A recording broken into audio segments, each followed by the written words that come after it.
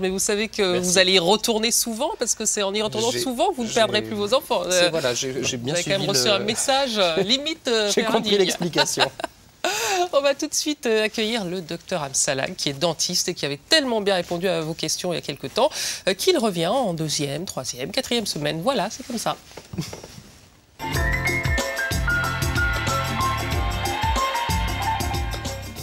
Docteur Amsalag, bonjour. Bonjour. Merci de revenir nous voir sur le plateau des maternelles avec votre livre, ce livre que vous avez coécrit avec le docteur Patrick Escaut, Belles dents. C'est un livre très clair pour tout savoir sur les dents, qui est publié au Seuil, édition Seuil et Masson.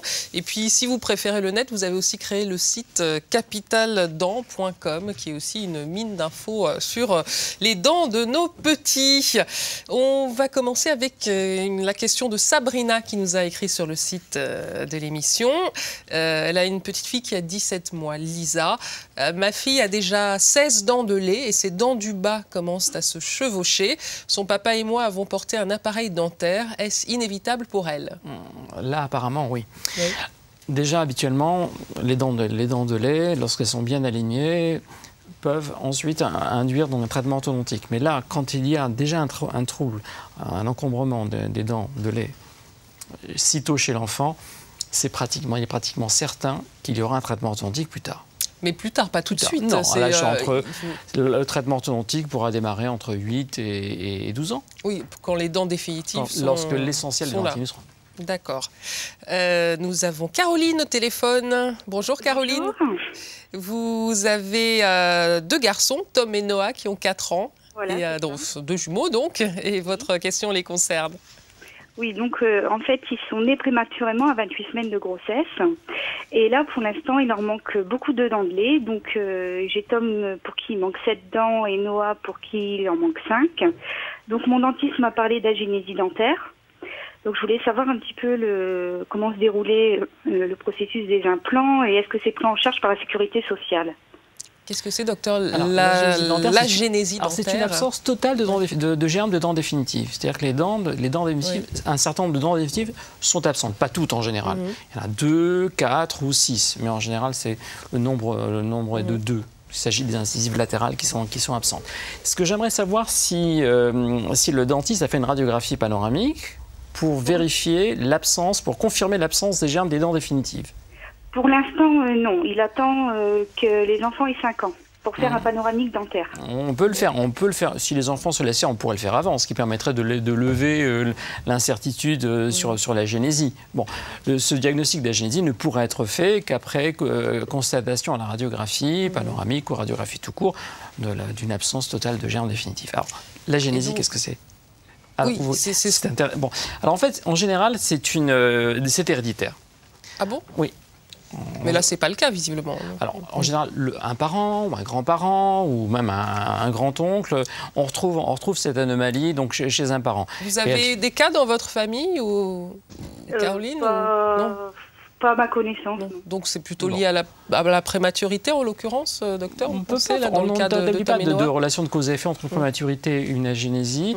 Je pense qu'il faut être prudent, là. Il vaut mieux attendre la radiographie pour vraiment confirmer ce diagnostic d'agénésie. Alors, Caroline se demandait effectivement s'il est confirmé, donc il va falloir avoir recours aux implants. Et dans ce cas-là, est-ce que c'est remboursé par la Sécu? Alors, s'il est confirmé, l'implantologie se fera à l'âge adulte, c'est-à-dire à partir entre 16 et 18 ans.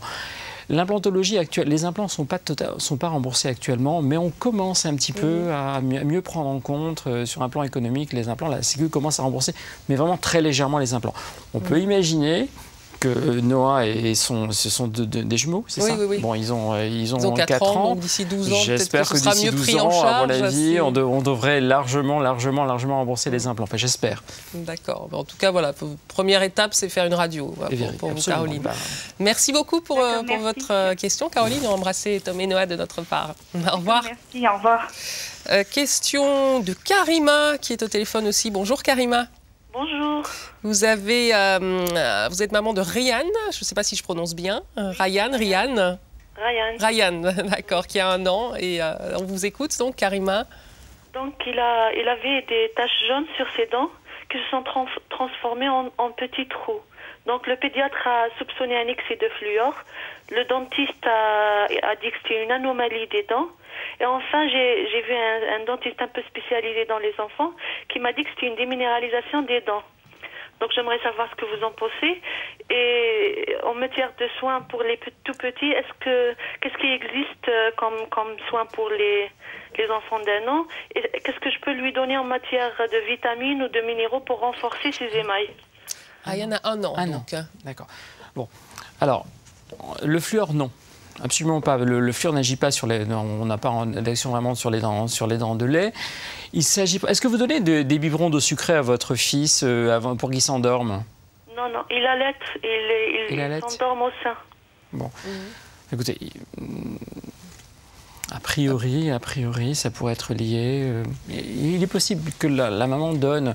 Peut-être je me trompe. Hein, vous ne donnez jamais rien de sucré avant de dormir, du lait. Il allait uniquement. Il est uniquement allaité. Il est uniquement allaité.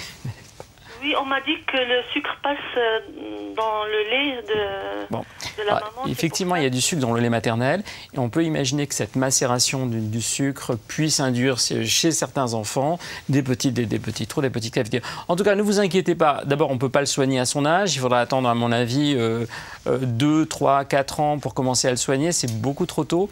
Et ces problèmes qu'il a sur ses dents de lait n'apparaîtront pas forcément sur les dents définitives. Votre dentiste fera plus attention, mais a priori, il n'y a aucune raison de s'inquiéter. Merci beaucoup, Karima. Au revoir. Merci à vous, au revoir. Nous avons Mélanie en ligne. Il nous reste peu de temps, mais je tenais à ce que vous puissiez poser votre question. Bonjour, Mélanie. On vous écoute. Bonjour. Donc, je suis une maman de 29 ans. J'ai un bébé de 5 mois et je suis stomatophobe depuis l'enfance. C'est-à-dire que vous avez peur du dentiste, en fait. Voilà, exactement. Et c'est une peur que mon papa avait depuis l'enfance également. Il me l'a transmise.